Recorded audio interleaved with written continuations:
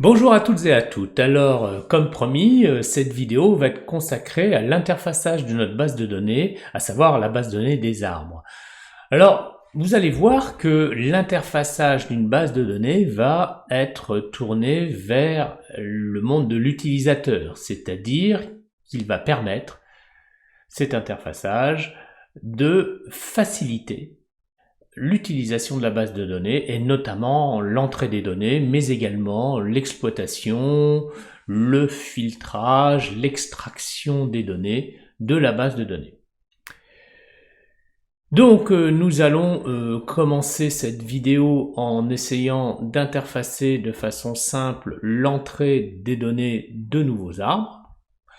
Et puis nous continuerons en exploitant d'autres facettes de la base de données, à savoir se tourner peut-être vers les suivis, vers les nouveaux observateurs. Et lorsque nous aurons réuni pas mal d'outils d'interfaçage, eh bien nous allons globaliser cet interfaçage dans un interfaçage dit d'accueil, c'est-à-dire un formulaire d'accueil. Oui, car vous allez le comprendre, l'interfaçage va être possible sous Access grâce à des formulaires, notamment un formulaire d'accueil.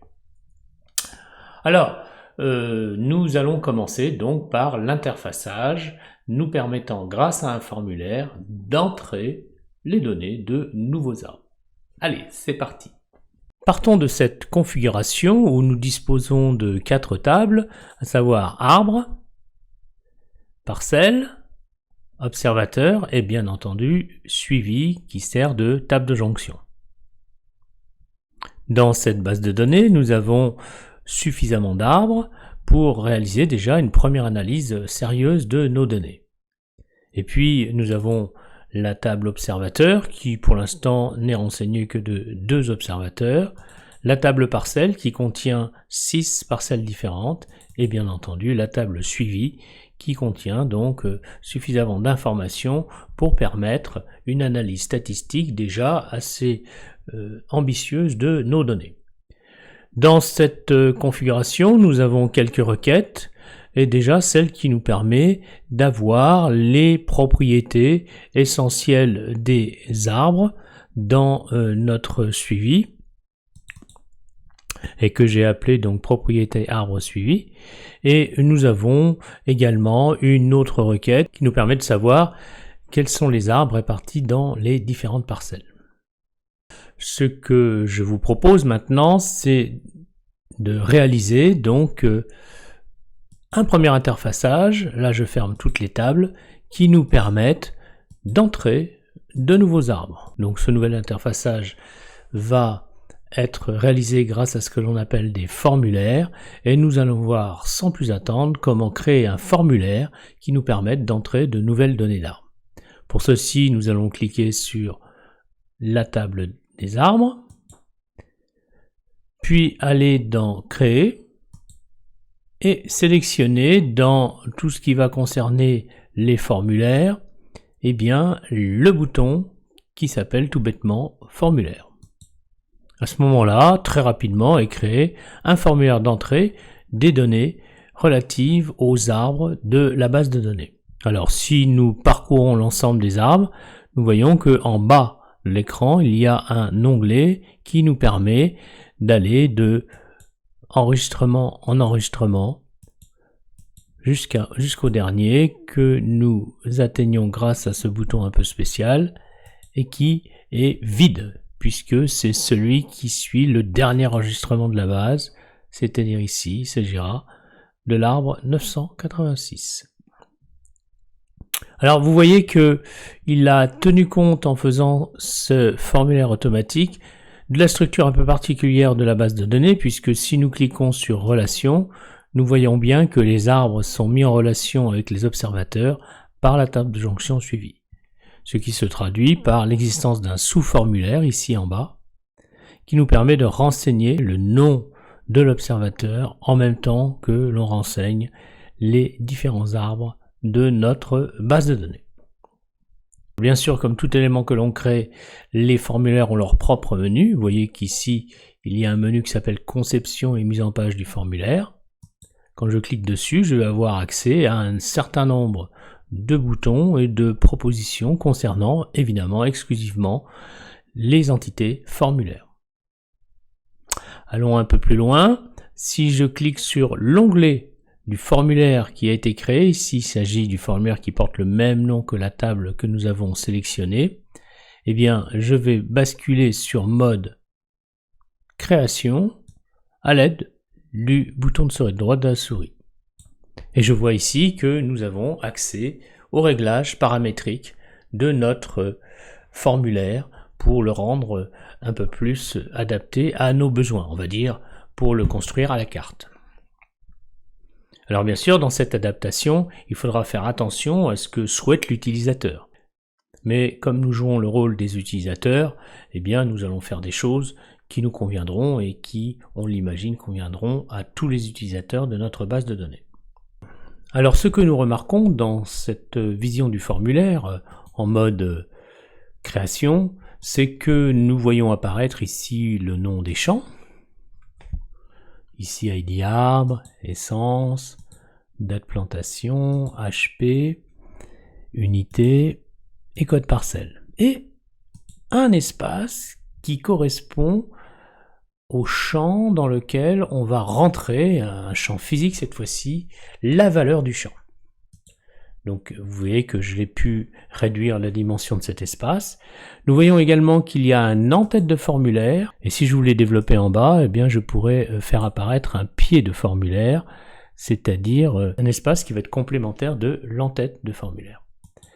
Ici donc cet espace qui correspond au renseignement de l'observateur depuis la table suivie, je vais le faire disparaître. C'est très simple, il suffit simplement de le couper ou de l'effacer.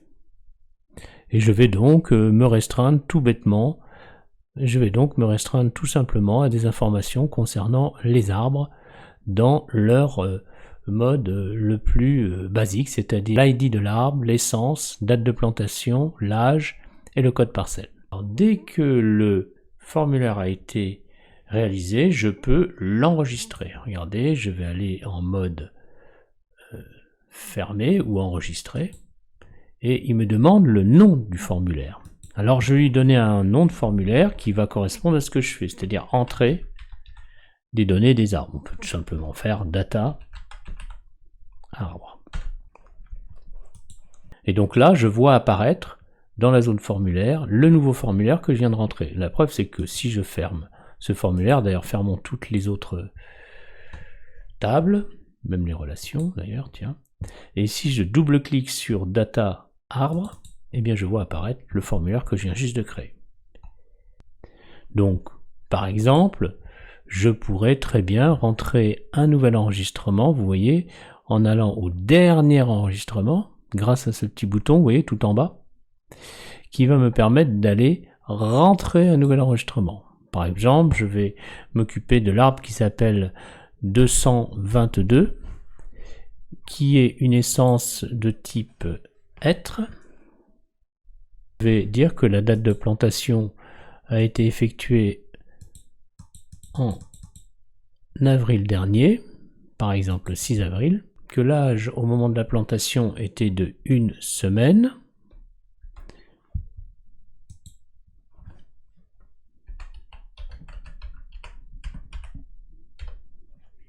et qu'enfin le code de la parcelle, et alors on va prendre une parcelle qui existe, regardez, je vais aller tout de suite chercher par exemple la 344.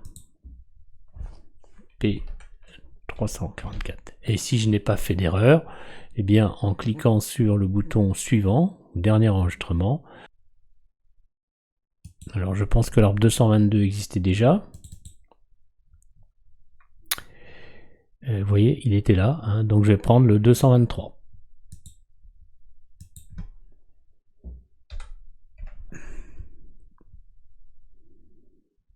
Et j'ai bien l'arbre 223 qui a été enregistré. Allons voir où est le 223. Vous voyez que là, si je clique enregistrement suivant, on voit bien que le 223 a bien été enregistré. Regardons dans la table arbre, si le 223 a été bien enregistré, et effectivement, je le vois apparaître ici, dans la table arbre, juste après l'enregistrement concernant l'arbre 222. Donc voici une façon beaucoup plus ergonomique et beaucoup plus, on va dire, agréable d'entrer les données, ici les données d'arbre, que de le faire à partir de ces tables qui sont assez rébarbatifs pour certains utilisateurs à utiliser. Bien, alors maintenant que j'ai vu comment on pouvait créer un formulaire, je vais le compléter et je vais passer en mode création pour introduire un en-tête de formulaire. Pour en-tête de formulaire, donc, je ne vais pas prendre le champ zone de texte. Je rappelle que zone de texte est donc un élément qui contient le nom du champ que l'on renseigne en face. Par exemple, ici, l'intitulé du champ ID arbre et le contenu du champ sera 3. Donc zone de texte n'est pas l'élément que je peux prendre pour désigner donc du texte dans une étiquette. C'est très mal choisi, c'est sûrement très mal traduit dans la version française, et dans le mode création, je vais choisir le champ étiquette, vous voyez, ici. Donc je clique sur le champ étiquette, il s'attend à ce que je l'ancre quelque part, je vais l'ancrer ici en recliquant dans l'entête, et en ne lâchant pas la souris jusqu'à avoir une taille raisonnable, on va dire. Voilà. Et donc ici, je vais rentrer dans une police de caractère standard que je pourrais modifier, qu'il s'agit d'un formulaire d'entrée des données des arbres. Voilà. On peut dire des informations.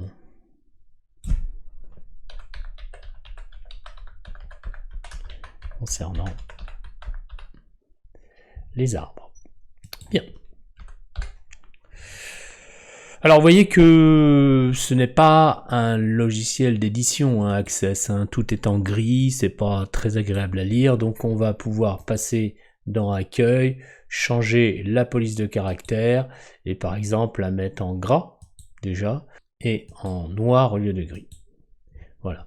Et je peux augmenter la police de caractère et changer la police aussi. Prenons par exemple une police à 16 dans le type Arial. Voilà. Donc nous avons ici un titre qui nous renseigne de ce que fait le formulaire. Le fond de l'entête de formulaire peut également être changé. Alors regardez, clic droit, propriétés. Et là je vois apparaître ici les propriétés concernant ce qui est mentionné, c'est-à-dire l'entête de formulaire, et je peux ici, dans le format, choisir une couleur de fond qui ne soit pas celle qui est là. Prenons par exemple une couleur automatique ou une couleur blanche. Alors voyons ce que cela donne quand on passe en mode formulaire. Eh bien nous avons ici maintenant l'intitulé du formulaire qui va être donc associé aux informations que l'on va rentrer dans ce formulaire. Donc je corrige mes petites fautes d'orthographe. Voilà. Corrigeons la faute d'orthographe. Bien, alors ici, vous voyez, je peux aussi agir au niveau de ce formulaire pour, en sélectionnant tout, alors la sélection, vous savez faire, c'est Shift jusqu'à la dernière entrée. Vous faites les sélections de ce que vous voulez. Alors là par exemple je fais une sélection de tout cet ensemble et je vais transformer cet ensemble donc toujours pareil dans une police beaucoup plus lisible, c'est-à-dire que je vais la prendre en Arial et je vais la mettre donc suffisamment grande pour que ça soit visible. En faisant en sorte, alors oui, je peux allonger tout l'ensemble là, c'est pas forcément une bonne idée, vous allez voir, parce que ça bouge d'une façon quelquefois incontrôlée, et donc je décale tout l'ensemble de telle façon que au moins le nom des champs puisse être à cette police lisible. Et puis je peux par exemple changer individuellement la police et le fond de cet ensemble. Par exemple, je vais mettre ceci en blanc, sur fond rouge, pour bien le mettre en évidence. Regardons ce que cela donne. Quand je passe en mode formulaire, eh bien vous voyez que ici j'ai pu adapter mon formulaire à mes exigences, à mon cahier des charges. Bien, donc cet ensemble est constitué, et maintenant regardons comment nous allons faire un pied de formulaire. Nous allons en mode création, et dans le pied de formulaire, nous allons mettre ici, par exemple, la date de modification de cet ensemble. Alors on va mettre ici, alors vous voyez, j'étends mon pied de formulaire pour le faire apparaître, et je vais ici rentrer donc en mode étiquette une première information indiquant que le formulaire est géré par le master M2 PCGE. Pourquoi pas? Bon, je peux changer, vous avez l'habitude, la police de caractère. Ici, je mets le texte en bleu de la façon suivante, dans format ou dans accueil. C'est comme vous le souhaitez. Vous pouvez changer à votre gré la couleur du texte. Donc là, je l'ai mis en bleu. Laissons-le en bleu. Et je peux rajouter donc un renseignement important qui va dire que, alors là j'avais préparé le texte à l'avance pour gagner du temps, que la dernière mise à jour a été faite par exemple le 28 octobre 2022. Ce qui fait que vous avez maintenant, quand vous passez en mode formulaire, eh bien quelque chose d'assez complet et qui permet de gérer simplement l'entrée des informations concernant les arbres. Bien.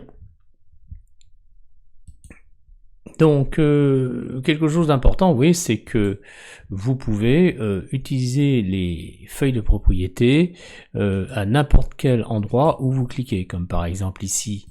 Si vous êtes ici, vous pouvez mettre propriété, forcément, les propriétés qui vont être affichées vont concerner l'entête de formulaire. Ici, vous pouvez avoir le détail, vous voyez ici, le pied de formulaire, et si vous voulez donc vous intéresser au formulaire entier, vous pouvez aussi changer avec cette petite flèche, et là vous avez toutes les possibilités qui vous sont offertes, comme par exemple aussi le formulaire. Et bien justement, nous allons apprendre à insérer une image de fond sur ce formulaire à l'aide du menu propriété. Alors j'ai bien sélectionné le champ formulaire dans la liste de choix, et au niveau de la proposition concernant l'image, vous voyez, c'est écrit en tout petit ici, je vais sélectionner grâce à ces trois petits points l'image que je vais ajouter. Donc je vais bien dans le répertoire qui contient l'image. Je vous ai mis cette image sur le site web, vous pouvez la télécharger.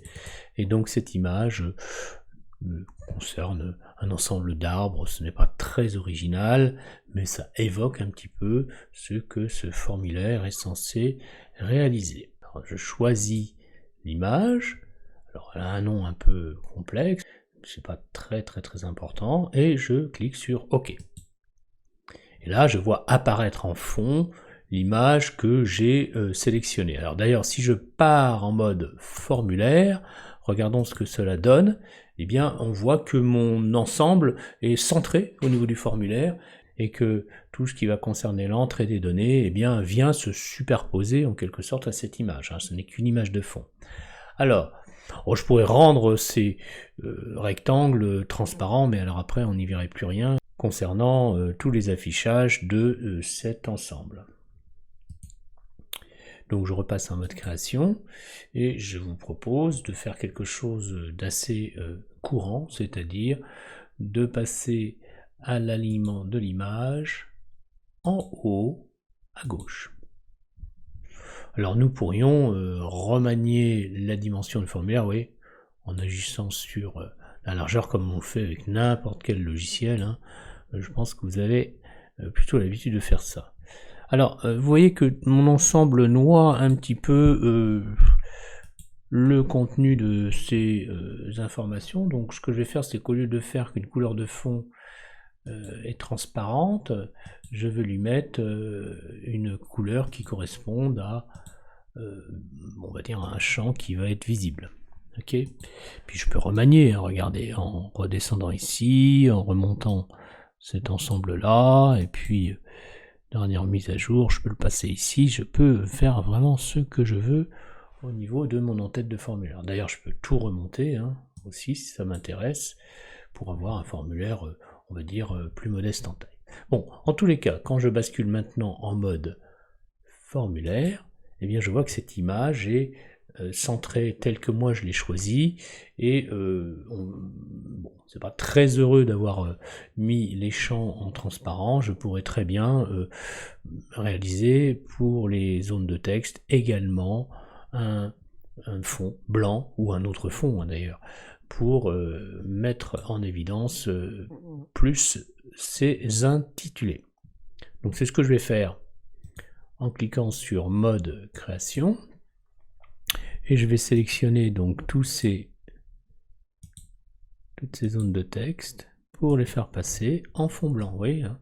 Donc là, je vais donc ici m'intéresser à la couleur de fond qui va être blanche.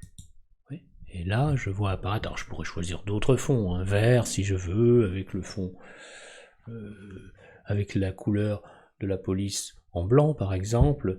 Prenons par exemple ici ce champ là, essence, que nous allons... Alors je rappelle que ici il s'agit des intitulés et ici des vrais contenus des champs. Hein. Prenons par exemple le champ essence et essayons de le faire passer une couleur de fond qui évoque un petit peu les arbres, c'est-à-dire verte. D'accord. De ce fait, vous voyez bien qu'on est obligé, ça, vous l'aviez deviné, de passer à quelque chose de plus visible en mettant la police cette fois-ci en blanc. Et voilà ce que ça donnerait, hein, juste pour vous faire voir que les goûts et les couleurs, c'est une autre affaire, et que réaliser un formulaire, c'est d'abord, dans un premier temps, réaliser quelque chose de fonctionnel, dans un premier temps, quelque chose qui va être utile à l'interface utilisateur. D'accord ? Bon, on voit que le fond vert n'est pas trop désagréable. Nous pouvons donc passer tous ces éléments au fond vert en laissant le premier en fond rouge, et nous avons quelque chose là qui va être complet et assez bon pour une première version concernant ce formulaire d'entrée des données des arbres.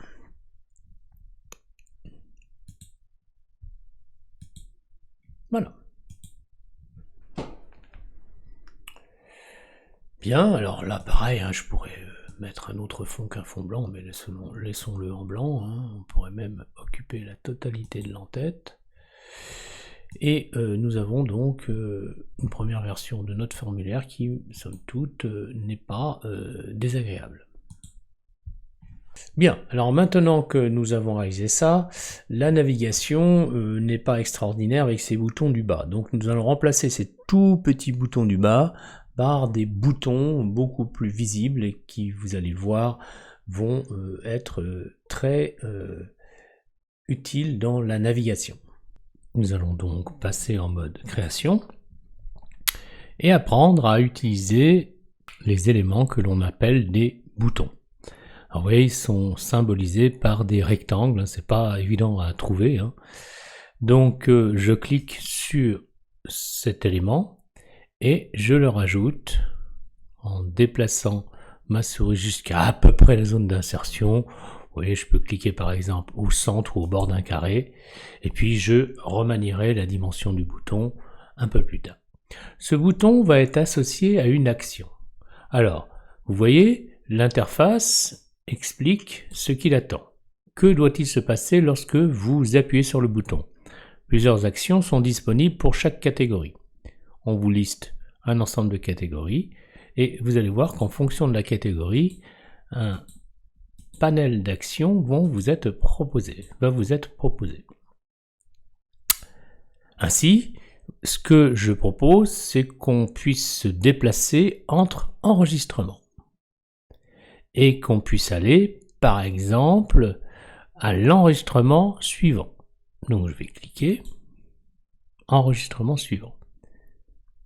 Je clique sur suivant, et au lieu de prendre un texte ici, je vais prendre une image très simple qui symbolise en type pictogramme évident l'atteinte de l'enregistrement suivant.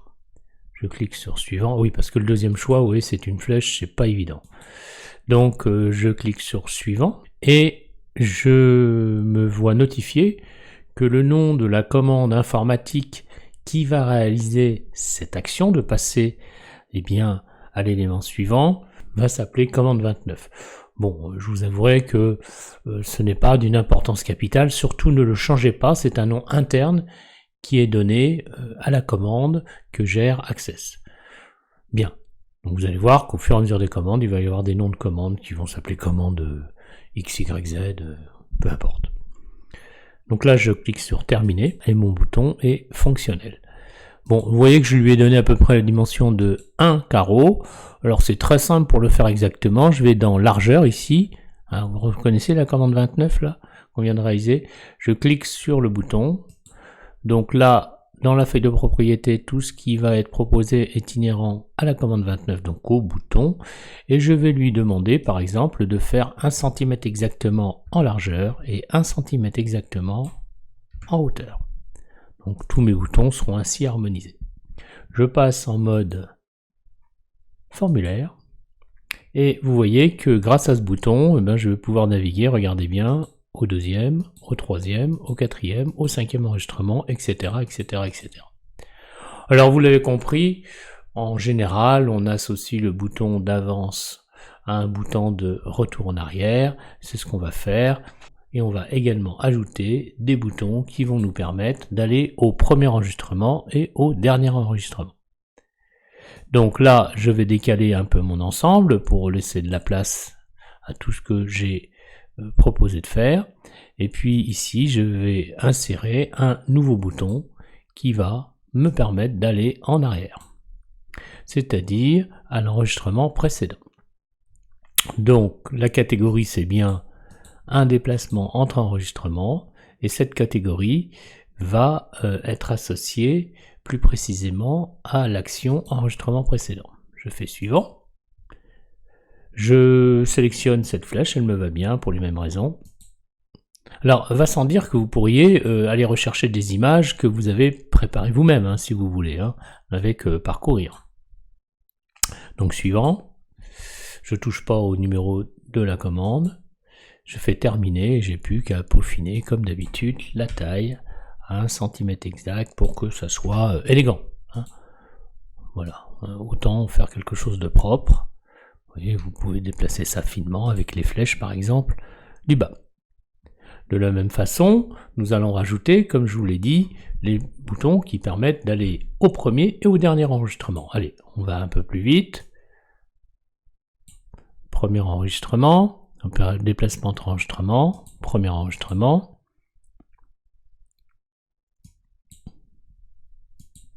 Et enfin, dernier enregistrement.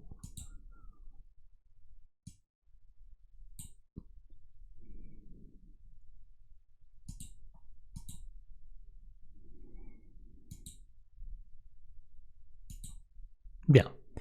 Donc vous avez un panel de boutons ici qui vont tous faire 1 cm de large et 1 cm de haut, qui seront élégamment présentés, donc les uns à côté des autres, pour faire un ensemble cohérent. La même chose, je transforme la largeur et la hauteur du bouton pour que ça soit conforme à ce qui précède, et quand on passe effectivement au mode formulaire, eh bien je vois que je peux aller au premier enregistrement, au dernier enregistrement, et puis passer aux enregistrements précédents ou aux enregistrements suivants à mon gré. Alors, moi ce que j'aime bien rajouter dans cet ensemble en mode création, c'est un bouton qui va me permettre cette fois-ci d'aller faire des recherches. Voilà, du moteur de recherche qui me permet de rechercher par exemple un enregistrement précis en faisant une recherche. Alors, je peux soit choisir rechercher suivant, soit rechercher un enregistrement. Alors moi, je vais faire rechercher un enregistrement, et puis je vais choisir une image qui va être associée assez facilement à la recherche que me propose Access. Alors Access n'a pas des choix extraordinaires, hein, comme d'habitude. Si vous voulez des choses plus jolies, vous allez dans Parcourir, vous choisissez vos propres images. Bien.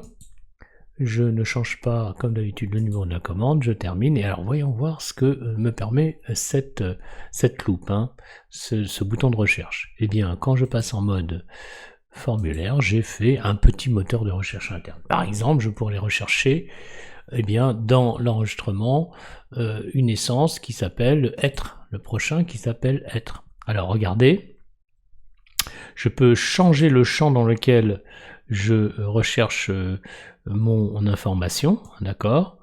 Donc au lieu d'être dans le champ actuel qui doit être le champ qui correspond à l'ID de l'arbre, je peux aller chercher n'importe où, hein, dans le document actif, et aller dans tous les sens pour aller chercher par exemple ici le mot être. Je vais lui demander de rechercher toutes les occurrences des arbres qui sont des êtres. Voilà. Donc là, il va me choisir l'occurrence du mot être dans l'ensemble de mon document. Donc je fais suivant. Et vous voyez que à chaque fois, les êtres qui sont affichés. Il peut également rechercher les débuts de champ, ou alors au contraire n'importe où dans le champ. Par exemple, au lieu de mettre être comme ceci, je vais mettre TRE. On va voir toutes les occurrences du morceau de mot TRE. Donc suivant, il trouve bien être, vous voyez, encore être. Donc voilà, c'est une autre façon de faire des recherches, en essayant d'avoir des éléments d'information en cas de, par exemple, non-assurance de l'orthographe d'un mot, ou alors de mots qui se ressemblent, qui terminent ou qui contiennent le même groupe de lettres. Bref, comme dans tous les moteurs de recherche, il va pouvoir travailler sur des mots entiers ou des morceaux de mots. Voilà. Alors donc, vous avez déjà un bon petit panel de choses que peut faire votre formulaire, hein, et je crois qu'on peut considérer que ce formulaire est entièrement fonctionnel, du moins dans sa version de départ. Donc là, je vous ai mis une image qui est celle que j'ai pensé être associée à cette formulaire entité d'entrée des informations concernant les arbres. Bien entendu, vous pouvez choisir d'autres images. Si vous avez des talents artistiques, eh bien écoutez, faites-les s'exprimer pour avoir un formulaire qui puisse être joli. Mais enfin bon, on n'est pas là pour faire de l'artistique, on est là pour faire du fonctionnel. Donc mon formulaire est terminé, je vais le fermer. Bien sûr, il va demander si je veux l'enregistrer, je vais dire oui. Et voici un premier formulaire qui est fonctionnel. D'ailleurs, vous voyez, je double-clique dessus et je retrouve mon formulaire.